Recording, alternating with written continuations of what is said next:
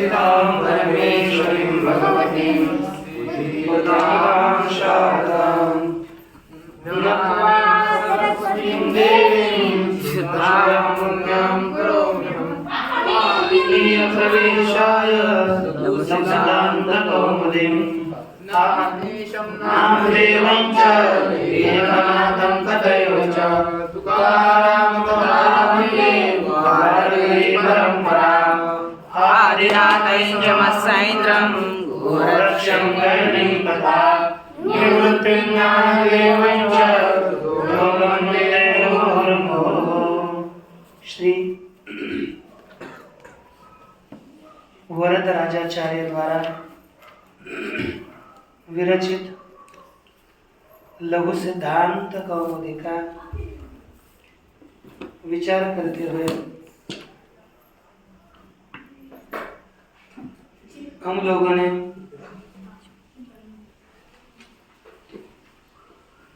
यह विचार अभी तक किया कि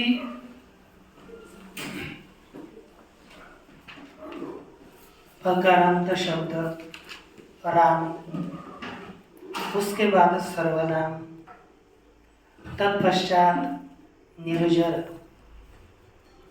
और विश्वपा। यह अ से आरंभ होने वाले जितने शब्द है उन्हें सब शब्दों का क्रमशः संक्षेप से हम लोगों ने विचार किया। आप लोगों ने उसका चिंतन किया होगा, ऐसा ही मान करके हम चलते हैं, क्योंकि पूछेंगे लेकिन कल आने के बाद पूरा पूछेंगे। बस थोड़ा समय ज़्यादा हुआ इसलिए हम चलते हैं आगे। देखिए इसमें क्या है कि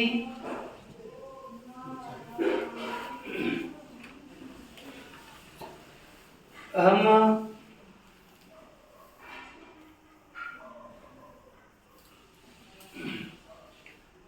अब इकारांत शब्दों के लिए विचार के लिए आरंभ करेंगे। अब इकारांत थोड़ा उधर ना, अब देखो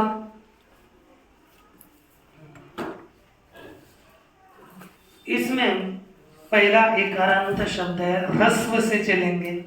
ह्रस्व इकारांत, दीर्घ इकारांत, ऐसा विचार करेंगे। तो ह्रस्व इकारांत शब्द है हरि। ये लघु में एक अच्छा विचार है। लघु में नजदीक नजदीक जितने शब्द दिए हैं वह भगवान के वाचक, ऐसे शब्दों का प्रयोग ज्यादा से ज्यादा किया है। पहला देखो राम, हम राम शब्दों के रूप चलाने से भी हमें बहुत पुण्य होता है। बहुत, ऐसा मत समझ लीजिए कि ये व्याकरण पढ़ने जा रहे हैं और हमारा फालतू जा रहा है। ये ऐसा नहीं। एक राम कितना सफलदायक है, तो हम कितने राम शब्द चलाते हैं, है ना। इस तरह से सर्वा ये परमात्मा का नाम है, इसलिए तो पहला चलते है कि नहीं। सर्व सर्व शिव स्थान, सर्व ये विष्णु सहस्त्र नाम में दिया हुआ एक नाम है। उसके बाद निर्जर देवता का नाम है। विश्वपा, विश्व का पालन करने वाला परमात्मा का ही तो नाम है। उसी के बाद अब भी आया हरि, यह भी तो परमात्मा का नाम है। तो हम लोग अब इस हरि शब्द, इसलिए कभी भी नाम का उच्चारण करते समय गुनगुनते रहिए। अपने जीवन का कल्याण चाहते हो ना, सच देखो इस संसार में बाह्य उत्कर्ष करना इतना बुरा नहीं मानते हम, बुरा नहीं है। लेकिन देखो आप कीर्तन करोगे, प्रवचन करोगे, करना नहीं है और बुरा नहीं है, करना ठीक ही है। समझो हम कभी कुछ भी करते हैं, पैसा कमाते हैं, वो लोग के लिए बुरा नहीं है, लेकिन इससे अपना केवल परमार्थ नहीं बनेगा। उससे केवल थोड़ा ही परमार्थ बनेगा। परमार्थ एक नित्य निरंतर परमात्मा का ही हमारी वृत्ति होनी चाहिए, परमात्मा का ही नित्य निरंतर चिंतन। हम पागल होने चाहिए परमात्मा के लिए। नहीं तो क्या होता है ना, जीवन हमारे लिए बहुत मार्ग बहुत है, मार्ग इधर उधर ले जाने के लिए बहुत है। जैसे एक नदी है, नदी अब पूरी तरह से हम परमात्मा के लिए लगे, वो नदी होती है ना, कहाँ बह रही है, कहाँ जा रही है? समुद्र की ओर, है कि नहीं? समुद्र की ओर जा रही है, तो उसका गंतव्य क्या है? समुद्र। यदि बाहर कोई भी रोक देगा, वो तो गंतव्य नहीं है। बांध डाल दिया, यानी ताला वगैरह बना दिया, तो बांध देखिए कि नहीं, तो उसको पानी को रोक करके खेती उद्योग में चला जाएगा। उस पानी का क्या होगा? उपकार। पानी बाहर चला गया, उपकार तो होगा, लेकिन उस पानी का गंतव्य परमात्मा को, यानी समुद्र उसका परमात्मा, तो समुद्र को प्राप्त होना था, वो तो प्राप्त होने से तो बिछुड़ गया ना। तो उपकार हो गया, लेकिन खुद का गंतव्य छोड़ गया।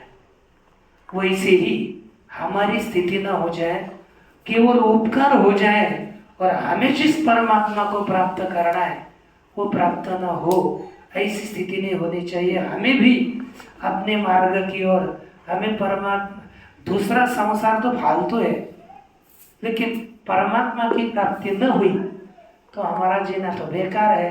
आपको होगी कि हम इतने पढ़ लिए, हमने ये किया, तो कैसे? परमात्मा के वो पानी ने उपकार किया, बेकार तो हो गया ना, उसको तो प्राप्त नहीं हुआ ना, उस दृष्टि से तो बेकार ही है। फिर शंकराचार्य ने तो ऐसा लिखा है, यजंतु वदन्तु शास्त्राणि यजन्तु देवान् कुर्वन्तु कर्माणि भजन्तु देवता विना विमुक्तिम न सिद्ध्यति एक दूसरे का ही बोल देता है ब्रह्म शतांतरे। अब इस तरह से भारत नहीं है तो कुछ भी करो, लेकिन यदि हमको वो नीचे का श्लोक नहीं लेना, आत्मैक्य बोध है ना, वही होगा। लेकिन हमें यही करना है कि आपका गमन नित्य निरंतर परमात्मा की ओर ही होना चाहिए। और व्याकरण भी हम पढ़ते हैं तो भी हमारा कोई दूसरों का चिंतन नहीं होता। राम शब्द का चिंतन परमात्मा का चिंतन है कि नहीं? सर्व शब्द का चिंतन परमात्मा का, रूप बोलते हैं तो परमात्मा का ही है। विश्वपा बोले वो भी परमात्मा का ही नाम था। अब हरि आ रहा है, वह भी परमात्मा का ही नाम है। इसलिए रूप बोलने के समय कंजूसी मत करना, उतना नाम स्मरण कब होगा। अब देखो, ये देखो हरि, हरि शब्द है। अब एकत्व की विवक्षा में एक वचन, कौन सा सूत्र है एकत्व की? द्व्यक्कयोर, हाँ, और उससे क्या हो जाएगा? सुप्रत्यय।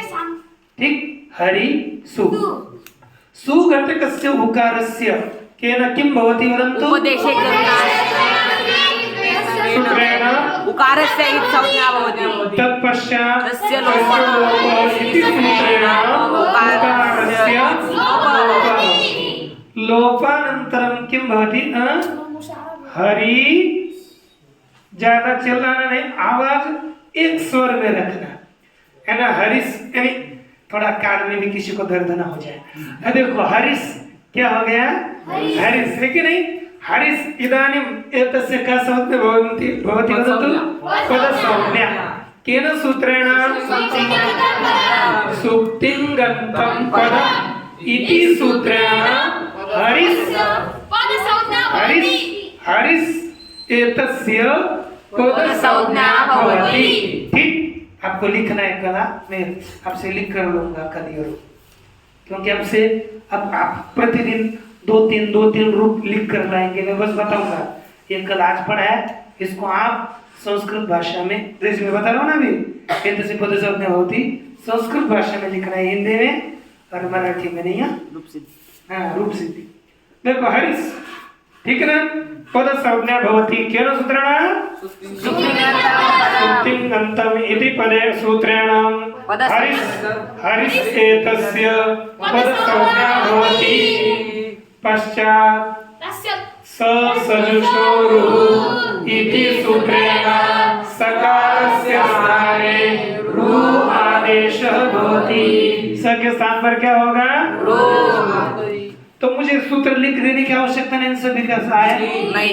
जी, बहुत अच्छी बात है। हरि रु बन गया हरि रु। अब पुनः कौन सा सूत्र आएगा? इति सूत्रेण रु घटक उकारस्य हेत् संज्ञा भवति। ठीक। पुनः तस्य लोपः इति सूत्रेण लोपः भवति। तदा किं वो क्या होगा? हरिर। ठीक, हरिर हो गया। तब कौन सा सूत्र आएगा? विरामोऽसार इति सूत्रेण अवरेपस्य अवसान संज्ञा पश्चात् खरवसान विसर्जनीयः इति सूत्रेण रेफस्य विसर्गः भवति। तदा हरि इति रूपम सिद्ध्यति। ये स्वरूप सिद्ध करके लाना है, पूरा लिखना है। हाँ?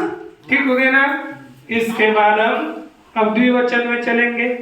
तो द्विवचन में हम कौन से सूत्र से कौन वचन आता है रे? अब पहले से देखेंगे। हरि है ना, हरि हरि इत्यत्र द्वित है ना, द्विकयोर द्विवचने कयोवचने इति सूत्रेण द्वित्व विवक्षायाम। ध्यान देना, क्या बोलना है? द्वित्व विवक्षायाम द्विवचनम भवति। तो हो गए ना, हरि हरि औ पुनः स्वरूपानाम एकशेष एकविभक्तौ इति सूत्रेण एकस्य हरि शब्दस्य लोपो भवति। तदा है ना, एक अवशिष्यते। तो जो बचेगा तो किसका बोधक होगा? यह शिष्यते सह लोप्यमानाथाभिलायी इति नियमेन इति नियमेन परिभाषा नियम इति नियमेन अवशिष्ट रकारः और अवशिष्ट एक शब्द अन्यस्यापि वाचकः भवति। ठीक ना? तो हरि औ बना हरि औ। यहाँ कौन सा नियम आएगा बताओ? पहले एक ही लगने वाला है। पहले कैसे लगेगा? आदगुण ले पीछे क्या चाहिए? तो यहाँ पर ये है, पहले सूत्र है ना, आदगुण है। कहीं भी कहीं थोड़ी होता है। कौन सा आएगा? एको यनचि इति सूत्रम प्राप्नोति। ठीक ना? देखो पीछे ये आ गया ना, एको यनचि इति सूत्रेण यन प्राप्त। ठीक ना? तब उसका बाद करके कौन सा सूत्र आएगा? प्रथम वृद्धि का वृद्धि पीछे अ है, बुद्धि लगाते चलो। इसलिए मैं बोलता हूँ जब आप पढ़ोगे ना उसको अर्थ से ही पढ़ा करो पूरा। यदि नहीं पढ़ोगे तो फिर कुछ फायदा नहीं होता। प्रथम देखो छोटा बोल रहा है, प्रथम पूर्व सवर्ण इति सूत्र, यही सूत्र है और यही लगेगा, दूसरा कोई नहीं। प्रथमयोः पूर्व सवर्ण टाइट बैठो ना, उल्लास होना चाहिए पढ़ते समय की। सब जैसे कि बूढ़े आ गए पढ़ के, है ना? कितने साल के? 12, 13, 14, 15 साल के बूढ़े, है ना? ऐसे थोड़े होता है। प्रथमयोः पूर्व सवर्ण, कौन सा सूत्र है? पूर्व सवर्ण। इस सूत्र से क्या होगा? पूर्व सवर्ण दीर्घ आदेश। अब देखो ये औ है ना, वो किसके जैसे बनेगा? ई जैसा। और ये क्या होगा? दीर्घ। तो पूर्व सवर्ण दीर्घ होगा तो क्या बनेगा? रूप हरि। हरि हो गया कि नहीं? पूर्व ई का सवर्ण दीर्घ कौन होगा? ई है कि नहीं? तो दीर्घ बन गया हरि ही हरि। इसके बाद बहुवचन। अब हम लोग क्या करेंगे? हरि हरि हरि जस अब सबका लोप करके ही रखेंगे। अब आप ध्यान में रखो, द्विवचन में और बहुवचन में, द्विवचन के लिए 2 हरि आएगा, बहुवचन के लिए अनेक हरि आएगा, तो उन सब का लोप करके कभी भी एक हरि शब्द रख लेना। किस सूत्र से लोप करेंगे? ठीक ना? तो वो आप लगाते रहिए। अब वारंवार मैं बताऊंगा नहीं, आप जब रूप सिद्ध करना है तब उसको लिखा करिए। लेकिन मैं वारंवार अब नहीं, कितने दिन तक बताते रहे। तो देखो अब हरिधना बहुत्वविवक्षायाम क्या आ गया? बहुवचन। सूत्र क्या है? इति सूत्रेण बहुत्वविवक्षायाम बहुवचनम भवति। हो गए ना? तदा हरि जस इति अवस्थायाम जस घटक जकारस्य, एक ने ध्यान दे, जस घटक जकारस्य चुटु इति सूत्रेण इत संज्ञा भवति। क्या होगी? इत संज्ञा। तो इसका क्या बचेगा? क्या बचा? तो बन गया हरि। शांत रे,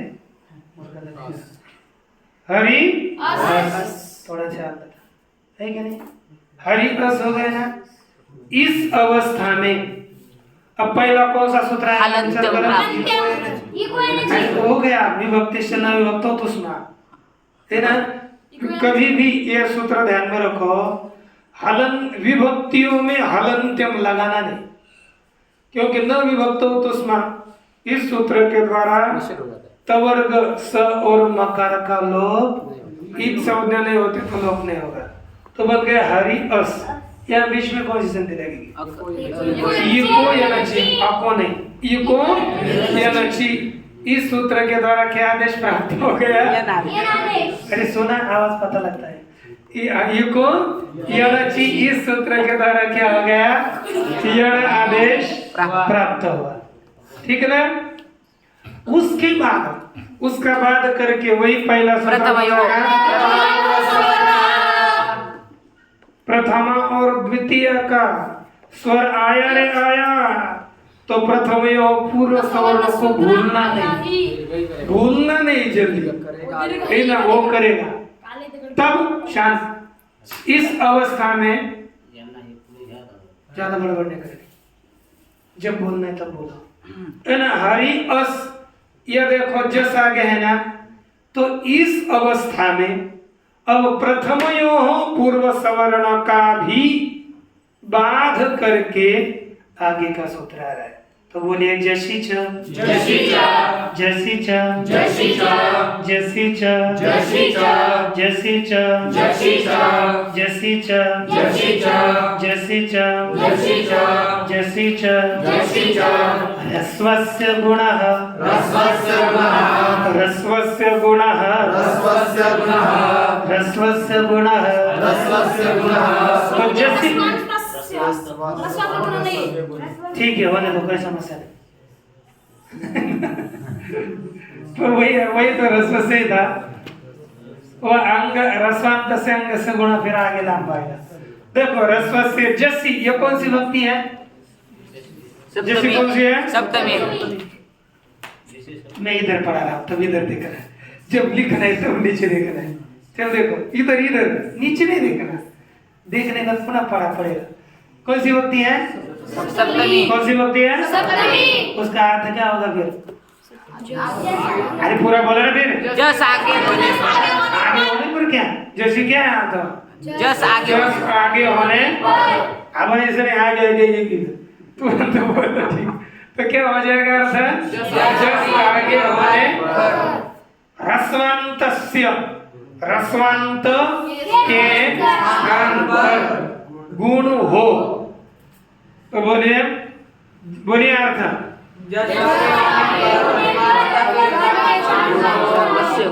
पुनः बोलो। ह्रस्वांत के स्थान पर गुण हो। ठीक, समझ, रसवंत अंग के स्थान पर ऐसे नहीं होगा। हाँ होगा ना, कोई समस्या नहीं, अंग ही तो है। ये तभी तो नहीं तो ये पहले हो ही नहीं सकता। जब तक अंग नहीं होगा ना तब तक आगे नहीं। लिखो कोई नहीं, लिखो कोई समस्या नहीं, लिखोगे तो अच्छा है। रसवंत अंग को रसवंत अंग के स्थान पर गुण हो। तो देखो अब क्या है हमारा हरि, आगे क्या है जस, आगे क्या है जस आगे होने पर यह रसवंत है तो उसके स्थान पर क्या होगा गुण। रसवंत हो गया हरि, उसको हरि, हरि के रस्व है अंतिम जिसके, ऐसे शब्द के स्थान पर गुण है ना, तो अलंत्य परिभाषा से किसके स्थान पर गुण होगा अंतिम इकार। तो इकार के स्थान पर गुण क्या हो जाएगा ए। ई के स्थान पर गुण होगा उ के स्थान पर गुण होगा ओ। ध्यान देना, तो ई के स्थान पर क्या गुण हो जाएगा एकार। तो क्या बन गया हरे, और आगे क्या है अस। तो देखो पीछे ए और आगे अ है, कौन सी संधि आएगी ए चोय वाया। ये तो भूलना नहीं, ए चोय पता है नहीं जो वायु सूत्र का अर्थ ए ओ ऐ औ, इनके स्थान पर क्रम से ऐ औ आय आव आदेश होते हैं, है कि नहीं। कब स्वर अच आगे होने पर, अच देखो अस्वर है कि नहीं, वो होगा तो ए के स्थान पर क्या होगा ऐ। समझ में आ रहा है ना। तो ये ऐ आदेश होगा तो क्या बनेगा हरे, ठीक है ना, हरे अस, ऐसे ही है ना। फिर स के स्थान पर क्रमशः क्या करेंगे, तो क्या रूप बन गया हरि ही हरि हरय हो गया ना। ठीक, अब इसके बाद चलेगी द्वितीय। द्वितीय देखो, द्वितीय के विभक्ति में पहला प्रत्यय क्या है हम। देखो पीछे कोई भी स्वर होगा, कोई भी नहीं समझो, अक अ ई उ रु लृ, तो कौन सा सूत्र लाना है अमी पूर्व। कौन सा सूत्र लाना है अमी पूर्व। आगे अम होगा तो अमी पूर्व। अमी पूर्व की वृत्ति क्या है अपोमेची पूर्व रूप एकादेश। अग से अक से परे अम का उच्च आगे होने पर पूर्व रूप एक आदेश होता है। तो ये जो हरि है ना उसमें पूर्व रूप होकर क्या बन जाएगा हरि। क्या बन जाएगा हरि। और द्विवचन औ जैसा है उसी की तरह प्रथमयो पूर्व सवर्ण से दीर्घ होकर क्या बनेगा हरि। अब हमें देखना है बहुवचन। हरिधन शस, शस की श की संज्ञा किस सूत्र से होगी समझ में आ रहा है ना, इत संज्ञा होगी, उसका लोप किससे होगा तो क्या बचेगा हरि अस। अब द्वितीय का बहुवचन है वो, लेकिन हमारा पहला सूत्र आएगा ये कोई आना चाहिए, उसका बाद करके कौन सा आएगा प्रथम पूर्व सवर्ण बहुवचन में लगेगा तो पूर्व सवर्ण दीर्घ क्या होगा हरि। और जो स है स ऐसे होगा हरीश। क्या हो गया हरीश। ये आकार और इकार इन दोनों में दीर्घ हो गया हरि इकार दीर्घ, तो पूर्व स्वर्ण दीर्घ होकर बनेगा हरि। और ये आगे का सकार ऐसा लिख लिया हरीश। तब कौन सा सूत्र आएगा तस्मात् छसो न पुंसी। कौन सा सूत्र आएगा तस्मात् छसो न पुंसी। ये सूत्र और तस्मात् छसो न पुंसी ने क्या कहा पूर्व सवर्ण दीर्घ, एक नहीं पूर्व सवर्ण दीर्घ से परे आगे शस का स है नहीं है, किसका स है तो शस के स के स्थान पर न हो क्या होगा नकार होगा। तस्मात् छसो नापुंसी, इसके द्वारा न होकर बनेगा हरिण। ठीक ना। हरिण यहाँ पर पूर्व की तरह अटकुप्वान्नुम व्यवाये भी इस सूत्र के द्वारा अण प्राप्त है और नीचे का न पदांतस्य है कि नहीं। पदांत नकार के न को मूर्धन्य नकार, तो वो वचन क्या बनेगा, हरिण, यही रहेगा। ठीक, समझ में आयो नहीं आयो। मैं वो जो एक सूत्र है ना आगे का, रस्वस्य गुणः, ये बाद में ले लूंगा अंतिम में।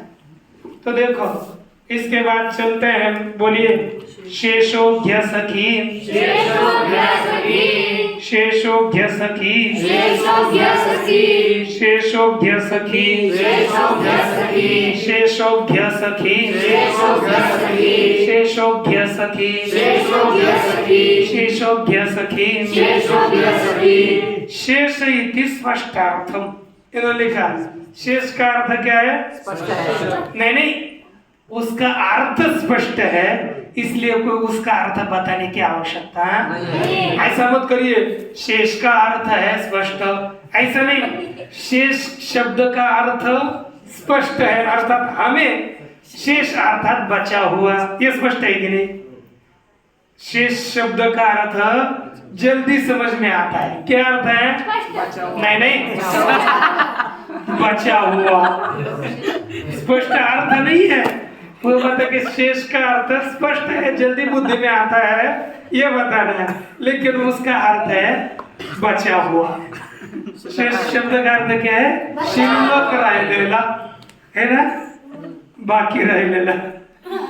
तो देखो शेष ज्ञान वगैरह शेष का अर्थ है स्पष्ट हो, चले आगे उल्टा हो जाएगा ना। फिर तू जब दूसरे को पढ़ाने के लिए लगेगा ना, फिर बोलेगा चेला भी ऐसा ही बन जाएगा फिर। देखो चलो देखो शेषोज्ञ सखी क्या स्थित है, अब इसके बाद इसकी वृत्ति देखो, कहते हैं रस्वयौ इदूतौ, रस्वयौ इदूतौ, रस्वयौ इदूतौ, रस्वयौ इदूतौ, रस्वयौ रस्वौ इदूतौ, बोले रस्वयौ इदूतौ, या विदूतौ वहाँ लिखा है, तो हम अलग अलग कर देते हैं ना आपको समझने के लिए। रस्वयौ इदु विदूतौ, रस्वयौ इदूतौ, तदन्तं, तदन्तं, तदन्तं, तदन्तं, तदन्तं, तदन्तं, सखिवर्जं, सखिवर्जं, तदन्तं, तदन्तं, सखिवर्जं, सखिवर्जं, गीसौज्ञं स्यात्, गीसौज्ञं स्यात्, गीसौज्ञं स्यात्। गीसौज्ञं स्यात्। देखो हमें एक समझना है, जितने भी रस्वईकारांत व्याकरण में केवल एक शब्द है सखी। कौन सा, सखी, सखी, उसका अर्थ है मित्र। सखा, उसका सखी शब्द का अर्थ क्या है, मित्र। मित्र अर्थ वाला जो सखी शब्द है उसको छोड़ दो, उसको छोड़ करके जितने भी रस्व इकारांत और रस्व उकारांत है उनका आज हम नामकरण करेंगे, उनको नाम दे देंगे तो अच्छा रहेगा समझ। क्योंकि क्या है ना, एक एक शब्दों को गिनने की अपेक्षा से सबको एक समुदाय में डाला और उनको नाम दिया एक आधा, तो फिर उसको लेकर व्यवहार करने के लिए अच्छा रहता है ना।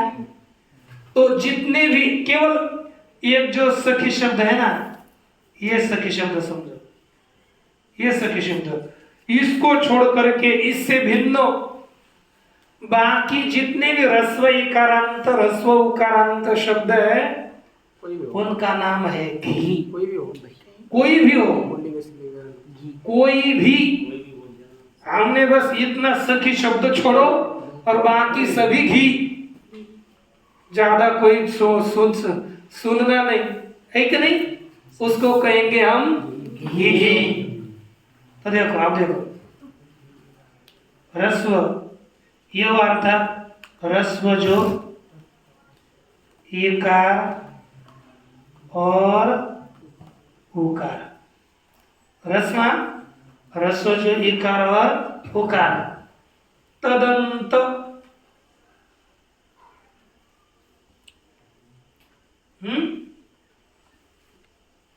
शब्द रस्व ईकारांत उकारांत शब्द। मैं सखी वर्जन का पहले अर्थ लिखूंगा, बोलने के लिए ठीक रहेगा। घी संज्ञा को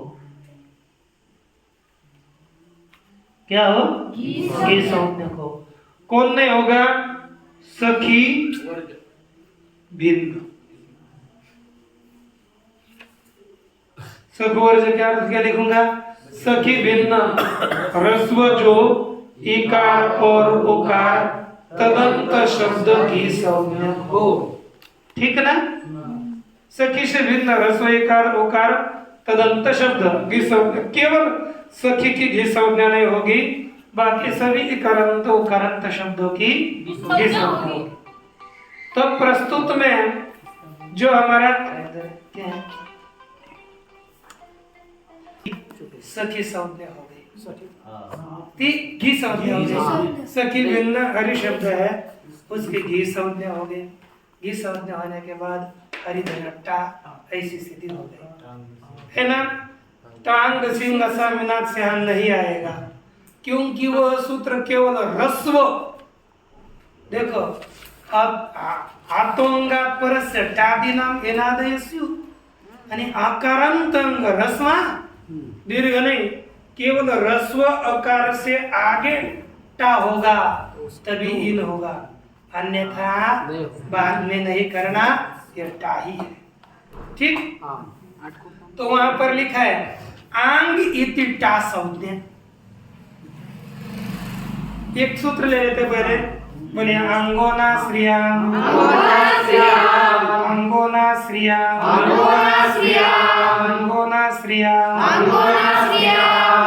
अंगो यश अंग यह षष्ठी का एक वचन है, ना यह प्रथमा का एक वचन है, अश्रियाम सप्तमी का एक वचन है। क्या सप्तमी का एक वचन? तो अर्थ क्या होगा? आंग के स्थान पर ना आदेश हो, अश्रियाम स्त्री भिन्न में स्त्रीलिंग में न हो, है कि नहीं? क्या हो गया? स्त्रीलिंग में न हो, इतना अर्थ हो गया। तो आप बोलोगे आंग ये क्या चीज है?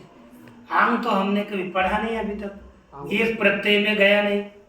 आंग तो उपसर्ग है, लेकिन ये हमारा शब्द का विचार चल रहा है ना, या उपसर्ग का क्या काम? तो आंग माने क्या? तो देखो ये पाणिनि जी है ना, पाणिनि जी के पहले भी बहुत वैयाकरण हो गए।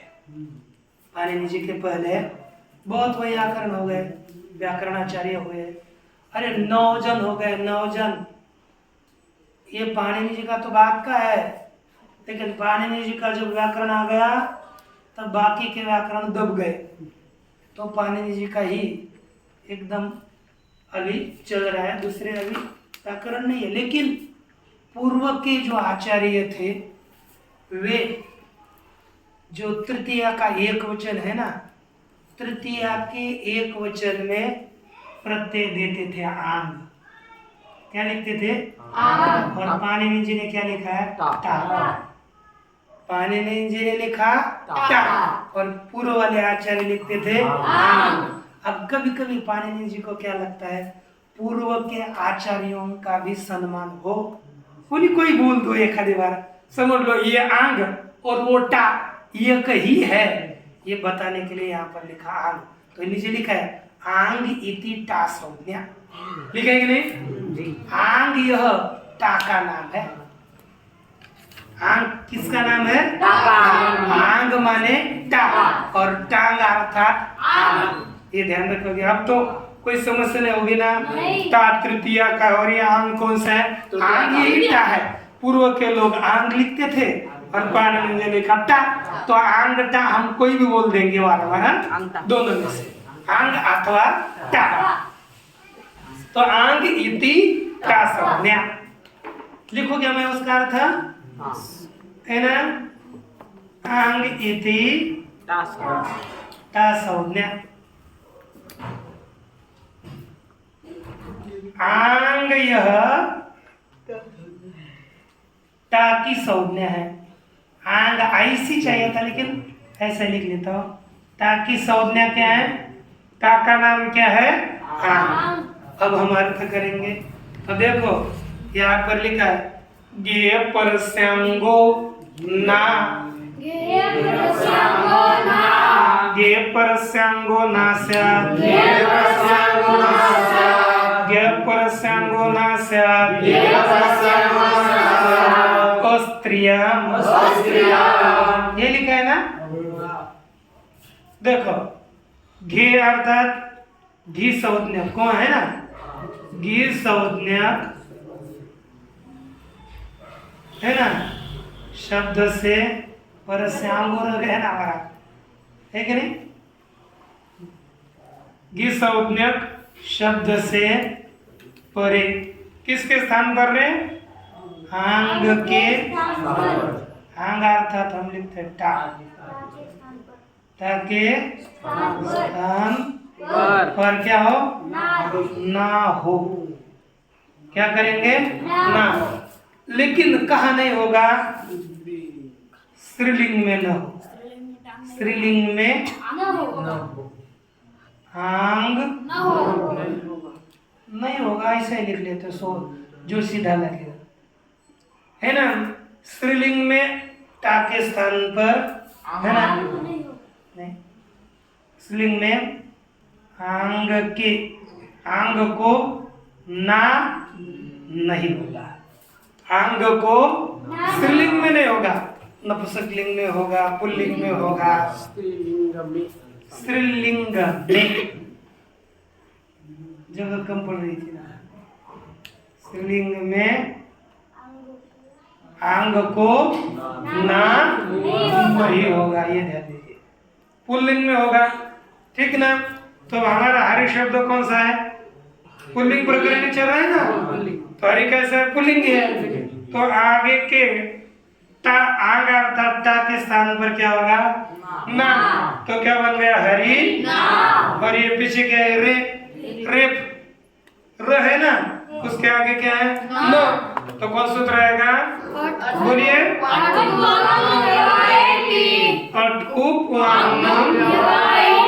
इस सूत्र के द्वारा ना के स्थान पर क्या होगा मूर्धन्य क्या बन जाएगा हरिना क्या बन गया ठीक हो गया द्विवचन देखो हरिधन व्याम क्या हो गया तो जोड़ो तो क्या बनेगा हरिव्याम ठीक बहुवचन क्या है भीष्म हरिधन इधर कुछ बदल होगा नहीं और तो भीष ऐस लगेगा नहीं लगेगा बस स को क्या होगा विसारक तो बनेगा हाईवे कोई समस्या तृतीय पूरी चतुर्थी देखो हरिधन गे हरिधन क्या है गे गे घटक ग है ना ग की संज्ञा होगी किससे उसका लोप होगा किस सूत्र से तो क्या बचेगा तो बन गया हरि हो गया हरि तब एक सूत्र आता है तो देखो ये प्रत्यय ये इंगित है उसके अंग की संज्ञा हुई ना तो अंग की संज्ञा होने के कारण वह प्रत्यय हो गया इंगित तब देखो एक सूत्र आ रहा है तो बोलिए घेरंगिति घेरंगिति घेरंगिति घेरंगिति घेरंगिति घेरंगिति घेरंगिति घेरंगिति घेरंगिति घेरंगिति घेरंगिति घेरंगिति घेरंगिति घेरंगिति घेरंगिति घी संज्ञस्य इति सुपिगुणः इति सुपिगुणः घी संज्ञस्य घी संज्ञस्य घी संज्ञस्य घी संज्ञस्य घी संज्ञस्य घी संज्ञस्य इति सुपिगुणः इति सुपिगुणः घी संज्ञस्य घी संज्ञस्य इति सुपिगुणः इति सुपिगुणः अर्थ क्या होगा? गी संज्ञक के स्थान पर गीत सुप आगत कौन आगे होने पर? गीत सुप आगे होने पर क्या होगा रे? गुण हो। गीत सुप सुप यानी अपने एक किस्म है जिसकी जिसकी ग की इत संज्ञा हुई है। ऐसे कितने होंगे? कितने? 4। कौन? चतुर्थी एकवचन, पंचमी एकवचन, षष्ठी एकवचन और सप्तमी एकवचन। ये 4 है तो अंकित है ना? गी, गसी, गस और गी। यही आगे होने पर क्या होगा? गुण होगा। तो हरि क्या होगा? गुण यहाँ पर हरि ये है ना, तो अंकित प्रत्यय आगे है तो इसको क्या होगा? गुण। तो गुण क्या होगा? हरे ए। तब कौन सा सूत्र आएगा? ए चोय उससे क्या होगा? आय आदेश। तो बनेगा हर ए। जोड़ो तो क्या बनेगा? हर ध्यान है ना चतुर्थी द्विवचन, तो क्या बनेगा? हरि ध्यान। और बहुवचन क्या हो गया? व्यस। तो बन जाएगा हरि व्यस बराबर हरि व्यस। ठीक? हरि पूर्ण ओम पूर्णमदः पूर्णमिदं पूर्णात्